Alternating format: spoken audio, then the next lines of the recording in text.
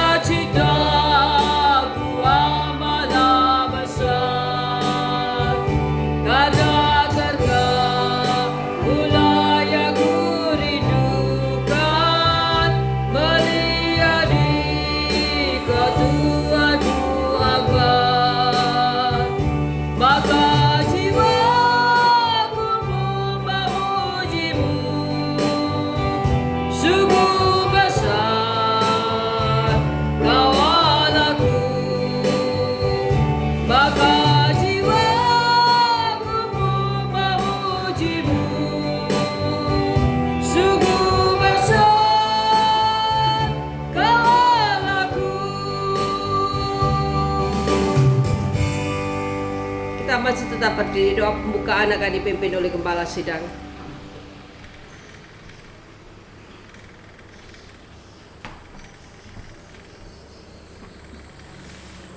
Bapa di sorga, kami datang mengucap syukur kepadamu Tuhan atas kasih penyertaan-Mu dan juga berkat-berkat yang Tuhan curahkan dalam kehidupan kami.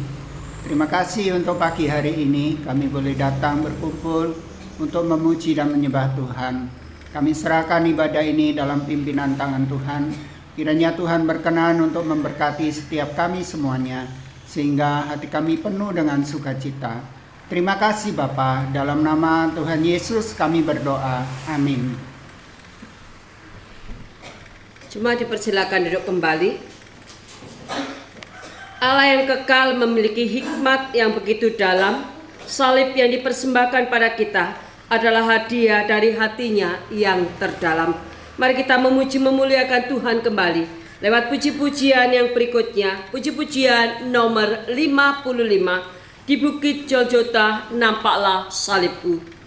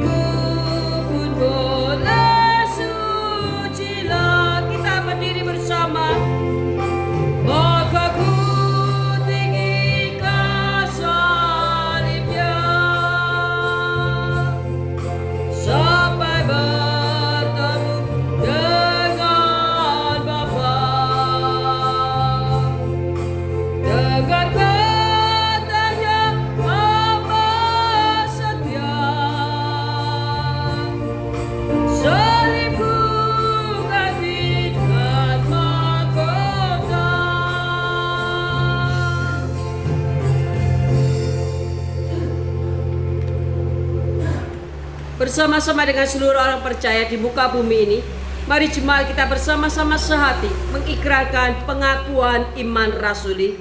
Pengakuan iman rasuli.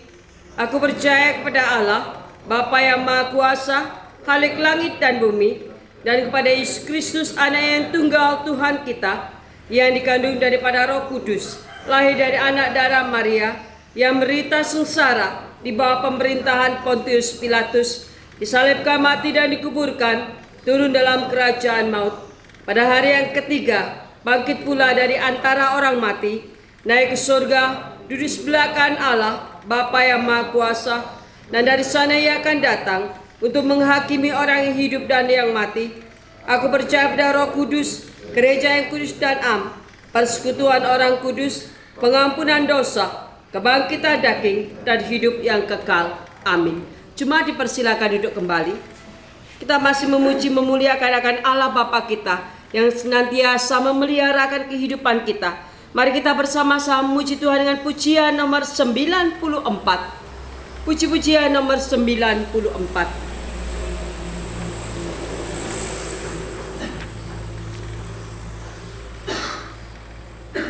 Kita nyanyikan ayat yang pertama sampai dengan yang keempat.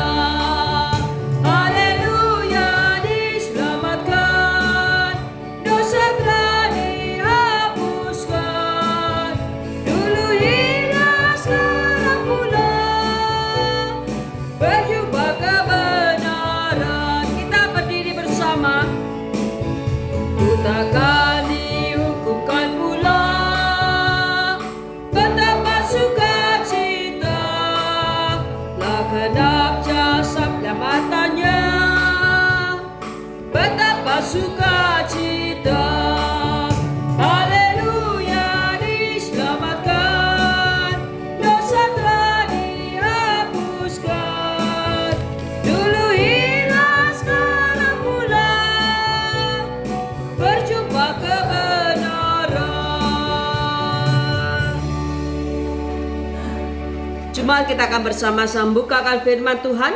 Mari kita melanjutkan akan pembacaan firman Allah kita. Hari ini kita akan membaca dari Kisah Para Rasul pasal yang kedua, ayat 14 sampai dengan yang ke-40.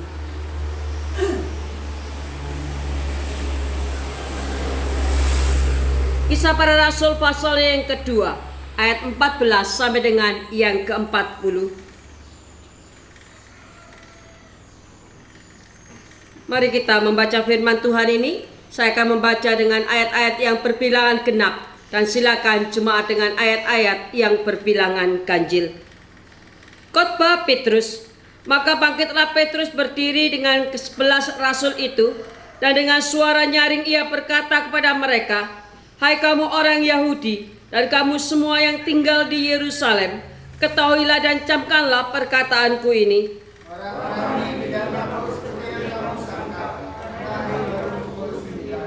Tetapi itulah yang difirmankan Allah dengan perantaraan Nabi Yoel.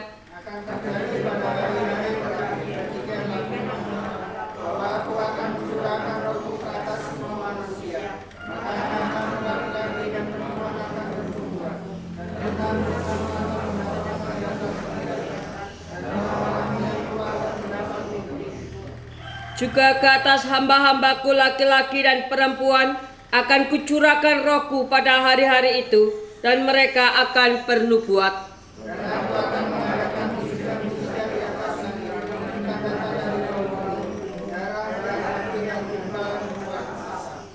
Matahari akan berubah menjadi gelap gulita, dan bulan menjadi darah sebelum datangnya hari Tuhan, hari yang besar dan mulia itu.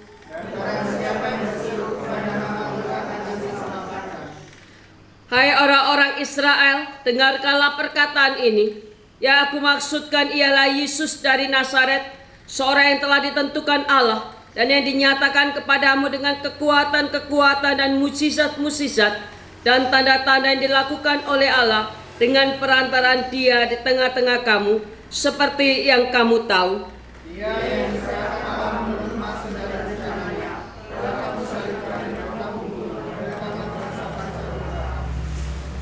Tetapi Allah membangkitkan Dia dengan melepaskan Dia dari sengsara maut, karena tidak mungkin Ia tetap berada dalam kuasa maut itu.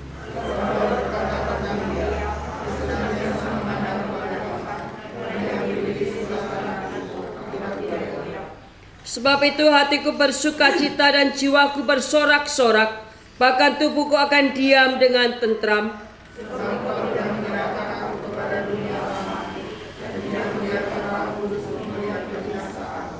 Engkau memberitahukan kepadaku jalan kehidupan. Engkau akan melimpahi aku dengan sukacita di hadapanmu.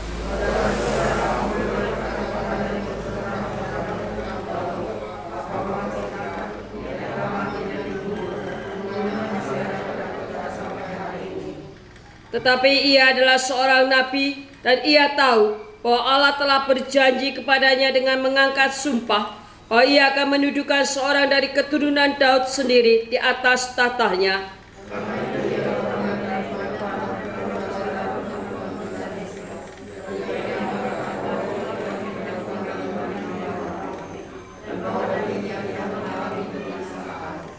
Yesus inilah dibangkitkan Allah, dan tentang hal itu kami semua adalah saksi.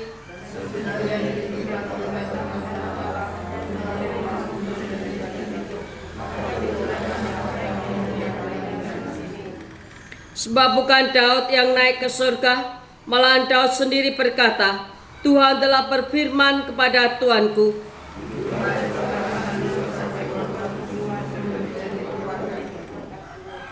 dari seluruh kaum Israel harus tahu dengan pasti bahwa Allah telah membuat Yesus yang kamu salibkan itu menjadi Tuhan dan Kristus.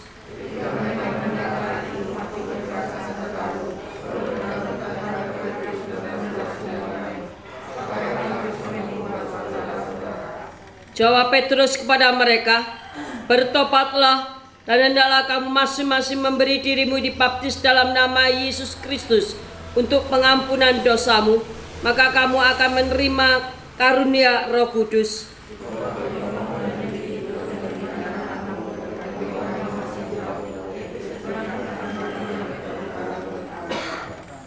Dan banyak perkataan lain lagi yang memberi suatu kesaksian yang sungguh-sungguh. Dan ia mengecam dengan menasihati mereka, katanya, berilah dirimu diselamatkan dari angkatan yang jahat ini. Amin. Cuma dipersilakan duduk kembali.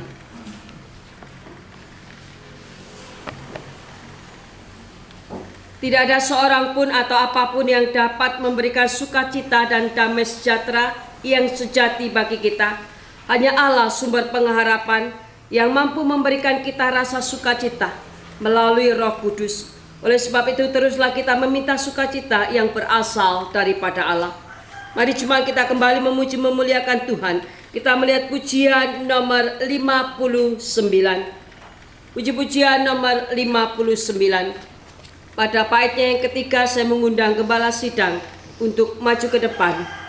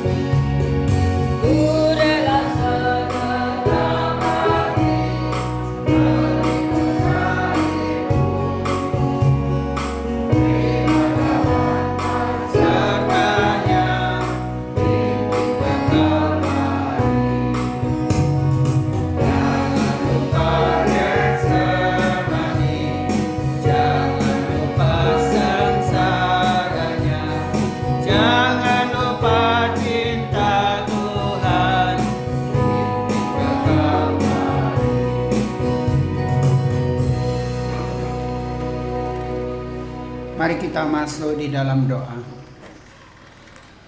Kembali kami datang mengucap syukur kepadamu Tuhan atas kesempatan yang Kau berikan kepada setiap kami, sehingga pada pagi hari ini kami boleh memanjatkan pujian kehadirat Tuhan. Saat ini kami akan belajar dari kebenaran firman-Mu. Tolong kami ya Tuhan, baik hamba-Mu yang menyampaikan kebenaran firman-Mu, dan juga kami semuanya yang mendengarkannya, agar kami dapat memahami apa yang kami pelajari pada pagi hari ini.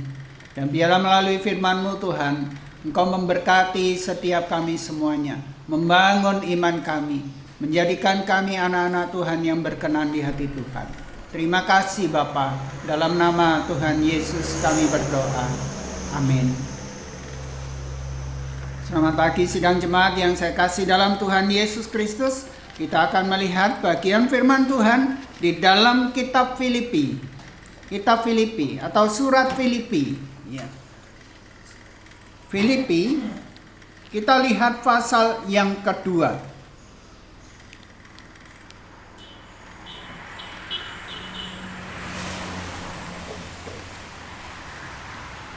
Filipi pasal 2 ayat 12 sampai ayat 18.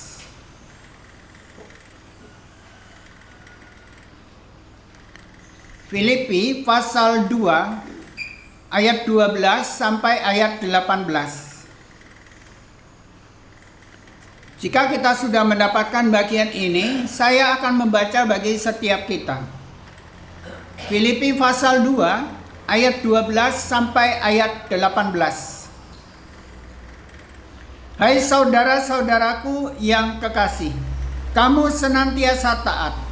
Karena itu tetaplah kerjakan keselamatanmu dengan takut dan gentar. Bukan saja seperti waktu aku masih hadir, tetapi terlebih pula sekarang waktu aku tidak hadir. Karena Allah lah yang mengerjakan di dalam kamu baik kemauan maupun pekerjaan menurut kerelaannya. Lakukanlah segala sesuatu dengan tidak bersungut-sungut dan berbantah-bantahan, supaya kamu tiada beraib dan tiada bernoda sebagai anak-anak Allah yang tidak bercela di tengah-tengah angkatan yang bengkok hatinya dan yang sesat ini, sehingga kamu bercahaya di antara mereka seperti bintang-bintang di dunia, sambil berpegang pada firman kehidupan, agar aku dapat bermegah pada hari Kristus, bahwa aku tidak percuma berlomba dan tidak percuma bersusah-susah. Tetapi sekalipun darahku dicurahkan pada korban dan ibadah imanmu, aku bersukacita, dan aku bersukacita dengan kamu sekalian. Dan kamu juga harus bersukacita demikian, dan bersukacitalah dengan aku. Bapak Ibu yang saya kasih dalam Tuhan Yesus Kristus, seperti tema atau judul yang diberikan oleh Lembaga Alkitab Indonesia, tetaplah kerjakan keselamatanmu. Hari ini tema kita adalah tetaplah kerjakan keselamatanmu. Bapak Ibu yang saya kasih dalam Tuhan, ketika kita mendengar kalimat ini, tetaplah kerjakan keselamatanmu, atau ketika kita membaca dari ayat 12, hai saudara-saudara, saudara-saudaraku yang kekasih, kamu senantiasa taat, karena itu tetaplah kerjakan keselamatanmu dengan takut dan gentar. Bukan saja seperti waktu aku masih hadir, tetapi terlebih pula sekarang waktu aku tidak hadir. Ketika kita membaca, memperhatikan kalimat ini, ya, banyak orang terbersit dalam pikiran mereka, oh kalau begitu, keselamatan itu adalah usaha kita. Keselamatan itu adalah usaha manusia. Namun sebetulnya Bapak Ibu yang dikasih Tuhan, arti dari kalimat ini bukanlah seperti itu. Bapak reformator kita ya, mengatakan ada 3 hal penting yang saya ulang pada hari ini ya, pada kita semuanya. Minggu lalu sudah saya sampaikan juga. Ya. Ada sola fide, sola gratia, dan sola scriptura. Ya. Sola gratia memberikan arti kepada setiap kita bahwa keselamatan itu adalah karena anugerah, hanya oleh kasih karunia, hanya oleh karena anugerah. Ya. Diberikan kepada manusia. Cuma-cuma artinya tidak perlu bayar, ya.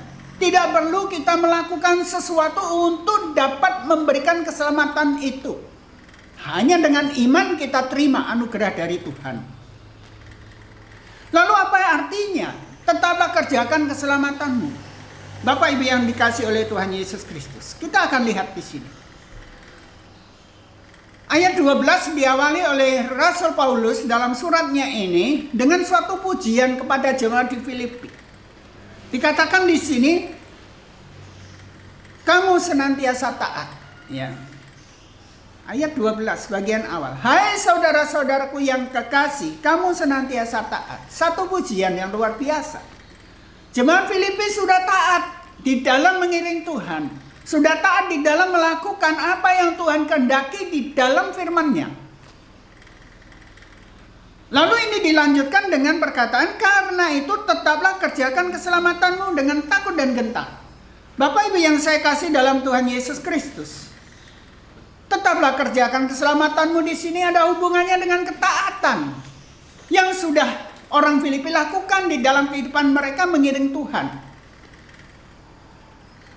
Oleh sebab itu, Rasul Paulus menasihatkan melalui surat ini supaya mereka tetap taat, tetap dikerjakan keselamatan itu. Keselamatan bukan oleh karena usaha kita, atau keselamatan bukan oleh karena separuh anugerah Tuhan, separuh usaha kita. Tidak juga. Tapi keselamatan adalah hanya oleh kasih karunia, hanya oleh anugerah. Efesus 2 ayat 8 juga mengatakan bahwa keselamatan itu adalah kasih karunia yang kita terima dengan iman. Lalu apa maksudnya kita mengerjakan keselamatan kita?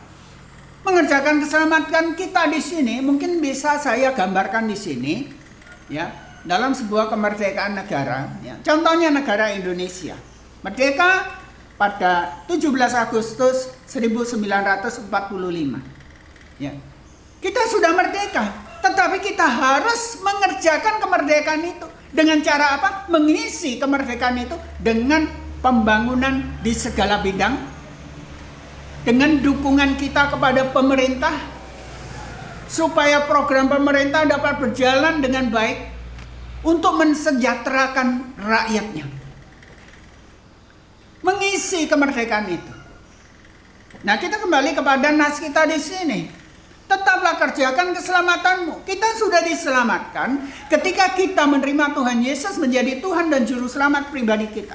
Kita sudah diselamatkan ketika kita memanggil Tuhan Yesus untuk masuk di dalam hidup kita, menjadi Tuhan dan Juru Selamat kita. Mari kita isi ya keselamatan kita ini. Pertama dengan ketaatan tentunya. Taat kepada firman-Nya, taat kepada apa yang Tuhan perintahkan dalam kehidupan kita. Untuk hal yang pertama ini, jemaat Filipi sudah lakukan itu. Dan Rasul Paulus mau supaya mereka terus melakukannya.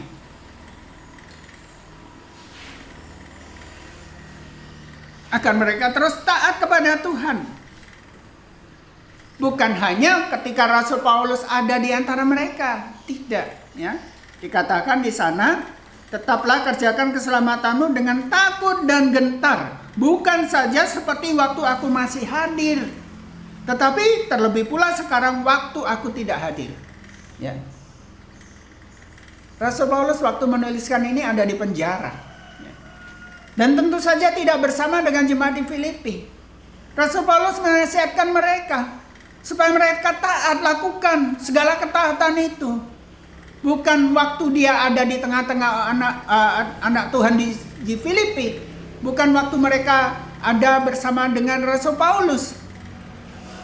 Tapi ketika Rasul Paulus tidak bersama mereka pun, mereka harus kerjakan keselamatan itu. Mereka harus taat melakukan firman Tuhan. Nah, ini sangat penting sekali Bapak Ibu yang dikasih Tuhan. Ya. Kebanyakan kita ya, coba perhatikan. Ya. Kebanyakan orang bekerja, ketika ada tuannya perhatikan, wah rajin sekali ya.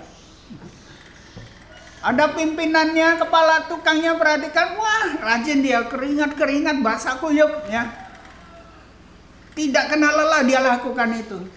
Tapi ketika tuannya atau ketika kepala tukangnya tidak memperhatikan pekerjaan dari tukang bangunan itu, wah, dia sempatkan diri untuk sebentar merokok, ya. Sebentar minum kopi. Nggak ada yang lihat soalnya, ya. Kepala tukangnya nggak lihat, pimpinannya nggak lihat. Sebentar minum kopi, sebentar ngomong-ngomong, ngaduk semen lagi, ya. Jangan seperti itu. Kita sebagai anak Tuhan jangan seperti itu. Jangan waktu kita diperhatikan oleh pemimpin kita, oleh gembala kita, oleh majelis kita, oleh teman kita yang lain, maka kita kelihatannya taat lakukan itu. Tapi ketika kita sendirian di tengah masyarakat yang bukan anak-anak Tuhan, lalu kita tidak taat terhadap firman-Nya, kita nggak boleh seperti itu. Oleh sebab itu Rasul Paulus mengatakan, menasihatkan kepada mereka, kerjakan keselamatanmu dengan takut dan gentar. Bukan seperti waktu aku masih hadir, tapi terlebih pula sekarang waktu aku tidak hadir. Rasul Paulus tidak bisa melihat mereka. Rasul Paulus ada dalam penjara. Dia nggak bisa lihat orang-orang Filipi, bagaimana hidup mereka, apakah tetap setia atau tidak. Tapi Rasul Paulus menasihatkan mereka supaya tetap setia, lakukan pekerjaan itu, kerjakan keselamatan itu, ketaatan itu dengan takut dan gentar. Kenapa? Tuhan lihat, Tuhan menyaksikan hidup mereka, bagaimana mereka hidup. Apakah mereka tetap taat walaupun pemimpin rohani mereka tidak bersama dengan mereka? Tetaplah kerjakan keselamatan. Tetaplah setia. Ini yang pertama, Bapak Ibu yang dikasihi Tuhan. Kemudian dikatakan di dalam ayat selanjutnya, ayat yang ke-14, lakukanlah segala sesuatu dengan tidak bersungut-sungut dan berbantah-bantahan. Sebagai anak-anak Tuhan di tempat ini, saya harap kita semuanya saling memperhatikan, saling mendukung untuk melakukan firman Tuhan, bersatu untuk membangun akan gereja ini, pelayanan di tempat ini. Oleh sebab itu dikatakan di sini dalam ayat 14, lakukanlah segala sesuatu dengan tidak bersungut-sungut dan berbantah-bantahan. Bapak Ibu yang saya kasih dalam Tuhan Yesus Kristus, tidak lama lagi kita akan mengadakan pergantian majelis karena waktu pengabdian mereka sudah selesai. Dan saya harap ketika ada pemilihan majelis ini, kita bukan blok-blokan, tidak ya, tapi semakin membuat ini kita bersatu. Untuk apa? Untuk memilih majelis-majelis, pengurus-pengurus majelis yang sungguh-sungguh dapat dipercaya untuk membangun gereja ini. Bukan sebaliknya kita akan memecah belah gereja ini atau jemaat di gereja ini, tidak. Tapi kita saling membantu, mendorong, ya, memilih orang-orang yang bisa dipercaya untuk dapat membawa ya pelayanan di gereja ini untuk kemuliaan bagi nama Tuhan. Nah, Bapak Ibu yang dikasihi oleh Tuhan Yesus Kristus, salah satu nasihat dari Rasul Paulus ya yang sangat penting adalah supaya mereka bersatu. Coba kita lihat di dalam Filipi pasal 1.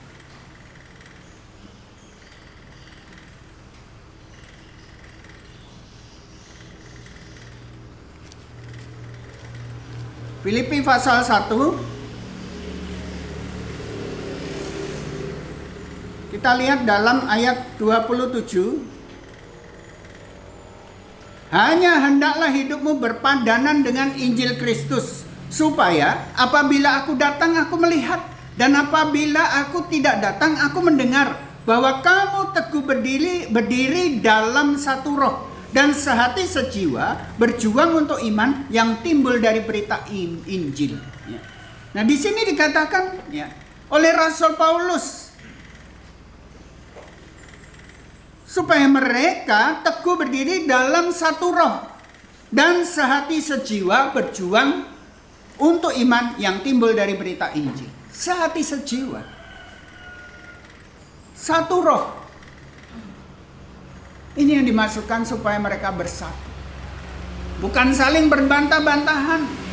Ya, oleh sebab itu Kembali dalam ayat 14 tadi, Filipi pasal 2 ayat 14 mengatakan, lakukan segala sesuatu dengan tidak bersungut-sungut dan berbantah-bantahan. Bapak Ibu yang dikasih oleh Tuhan Yesus Kristus, banyak gereja yang mengalami suatu perpecahan.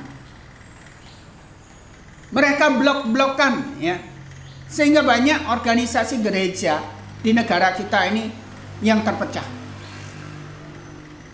Saya tidak perlu menyebutkan akan nama organisasi gereja itu, tapi kita bisa mendapatkan informasi itu. Ya. Kenapa? Karena mereka tidak bersatu, mereka saling berbantah-bantahan, ya, baik masalah-masalah doktrin maupun masalah-masalah yang tidak terlalu besar sebetulnya. Tapi mereka nggak mau bersatu, mereka terpecah-pecah, dan ini tidak boleh. Tetap kerjakan keselamatanmu di sini. Rasul Paulus menasihatkan kepada jemaat Filipi dan kepada kita semuanya untuk membangun, ya, suatu persatuan di sini, di dalam melakukan semuanya itu. Kita taat kepada firman Tuhan, benar. Kita lakukan itu dengan tidak berbantah-bantah, dengan tidak bersungut-sungut. Lakukan semuanya itu untuk kemuliaan bagi nama Tuhan. Ayat 15, supaya kamu tidak beraib dan tiada bernoda sebagai anak-anak Allah yang tidak bercela di tengah-tengah angkatan yang bengkok hatinya dan yang sesat ini, sehingga kamu bercahaya di antara mereka seperti bintang-bintang di dunia. Nah, ini penting sekali Bapak Ibu yang dikasih Tuhan. Kita benahi hidup ini supaya kita tidak beraib, kata firman Tuhan dalam ayat 15 bagian awal. Tidak beraib dan tidak bernoda. Untuk apa? Ini hidup seperti ini menjadi kesaksian yang indah di tengah masyarakat. Sehingga dikatakan dalam bagian firman Tuhan ini, sehingga kamu bercahaya di antara mereka seperti bintang-bintang di dunia. Ayat 15 ini mengingatkan kita bahwa kita hidup di dalam angkatan yang bengkok hatinya. Di dalam dunia yang semakin suram, di dalam kehidupan di dunia yang semakin jauh daripada Tuhan. Apalagi mereka yang belum kenal Tuhan. Hidupnya adalah kehidupan yang duniawi. Dan kita sebagai anak Tuhan punya satu tanggung jawab yang sangat penting. Supaya apa? Kita seperti bintang di langit yang bercahaya, menerangi orang-orang di sekitar kita, menerangi akan dunia yang penuh dengan kegelapan ini. Bukankah di dalam Matius pasal 5 ayat 13 sampai 16, ya, Tuhan Yesus mengingatkan kepada setiap kita, kamu adalah terang dunia, kamu adalah garam dunia. Seperti bintang yang menerangi dunia ini. Itu tanggung jawab kita untuk dapat bersaksi melalui hidup kita yang tiada beraib dan tiada bernoda, sehingga melalui hidup ini nama Bapa kita di sorga dipermuliakan. Bapak Ibu yang saya kasih dalam Tuhan Yesus Kristus, saya pernah menyampaikan kepada setiap kita semuanya, ketika ada beberapa utusan Injil pergi ke India untuk memberitakan Injil di sana, mereka mengalami banyak penganiayaan. Dan ada pemimpin India, seorang pemimpin besar India yang namanya Mahatma Gandhi, mengatakan kepada utusan Injil itu, seandainya ada 8 orang saja yang hidupnya seperti Tuhan Yesus, maka India ini akan dimenangkan bagi Kristus. Maka seluruh India akan mengikuti Tuhan Yesus Kristus. Apa artinya ini? Artinya hidup yang tidak beraib dan tidak bernoda mempunyai suatu dampak yang luar biasa di dalam kehidupan kekristenan. Menjadi kesaksian bagi banyak orang, menerangi akan dunia ini yang ada di dalam kegelapan. Bapak Ibu yang saya kasih dalam Tuhan Yesus Kristus, ini tanggung jawab kita. Kerjakan keselamatan, isi dengan ketaatan. kita bersatu hati bersama-sama memegang tanggung jawab ini, membawa tanggung jawab ini untuk kemuliaan bagi nama Tuhan. Kita benahi kehidupan kita supaya tidak beraib dan tidak bernoda.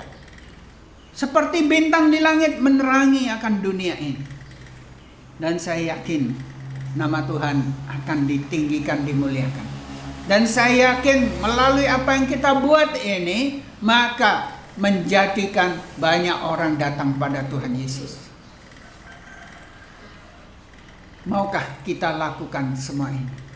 Maukah kita mengerjakan keselamatan kita sampai Tuhan memanggil kita, sampai Tuhan Yesus datang kedua kali? Kiranya firman Tuhan menjadi berkat bagi setiap kita semuanya. Mari kita masuk dalam doa. Terima kasih Bapa atas firman-Mu yang telah kami baca, kami renungkan pada pagi hari ini. Tolong kami Tuhan, supaya kami dapat menerapkan dalam kehidupan kami. Kami dapat menjadi kesaksian seperti bintang di langit untuk menerangi akan dunia ini yang penuh dengan kegelapan. Supaya ketika melihat akan kehidupan kami yang sungguh memuliakan Tuhan, mereka akan datang menyembah Tuhan. Terima kasih Bapa. Dalam nama Tuhan Yesus kami berdoa dan mengucap syukur. Amin. Kita akan langsung mengikuti perjamuan kudus.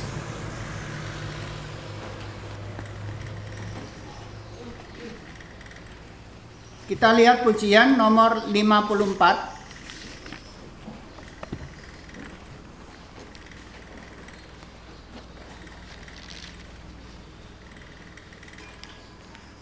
Pujian nomor 54, bawalah aku dekat ke salib.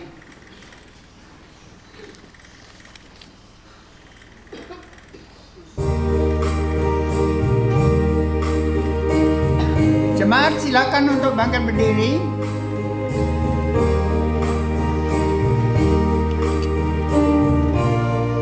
Kita nyanyikan bait yang pertama.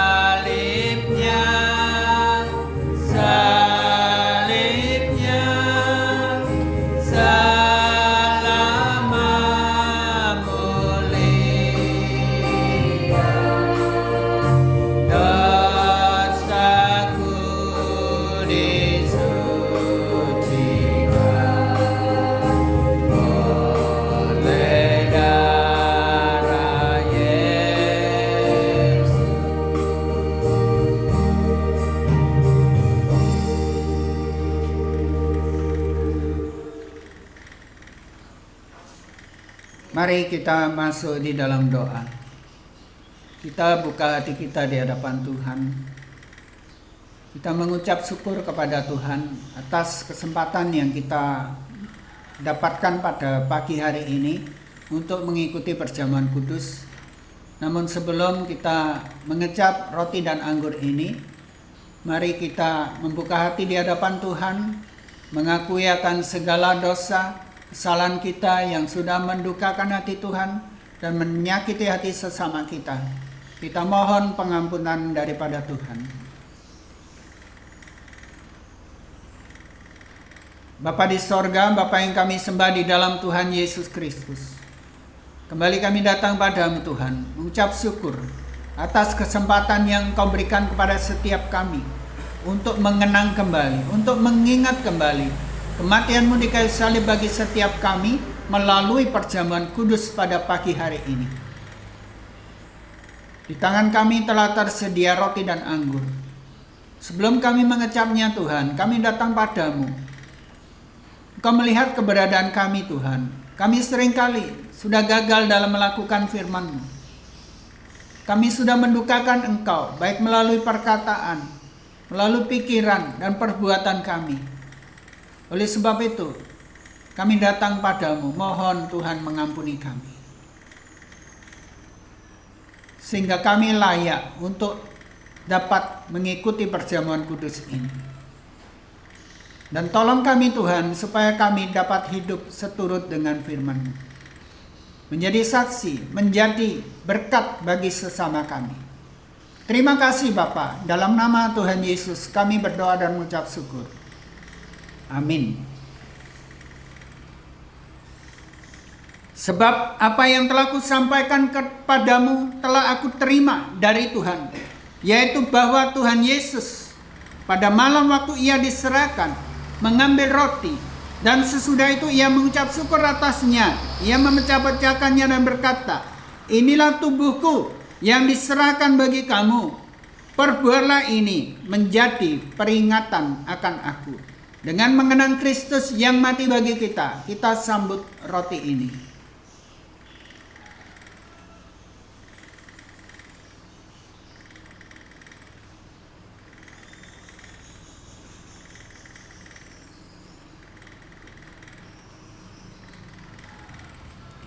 Demikian juga ia mengambil cawan sesudah makan lalu berkata, cawan ini adalah perjanjian baru yang dimeteraikan oleh darahku.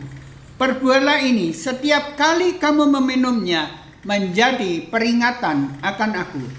Dengan mengenang Kristus yang mati bagi kita, kita sambut anggur ini.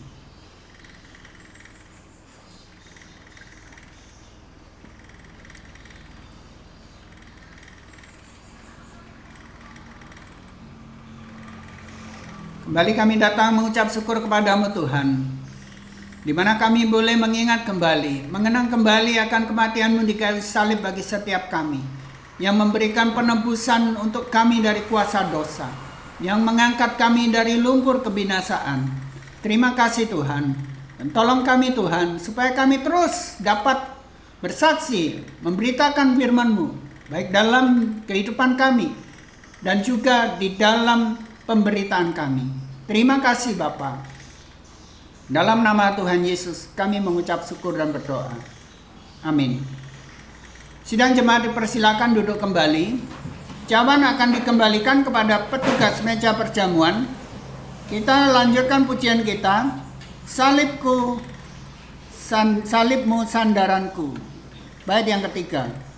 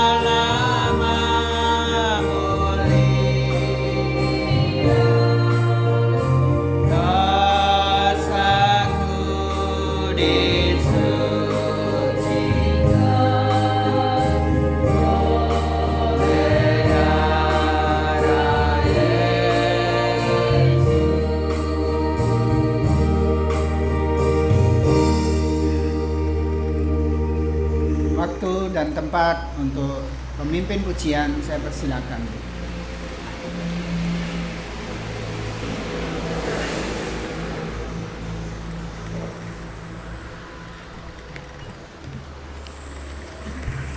Mari jemaat kita bersama-sama melanjutkan akan ibadah pada hari ini dengan memberikan persembahan sebagai ucapan terima kasih kita kepada Allah untuk pimpinan dan kasih-Nya terhadap kehidupan kita. Kita memuji memuliakan Tuhan kembali dengan pujian nomor 146. Pujian nomor 146. Jangan engkau lalu.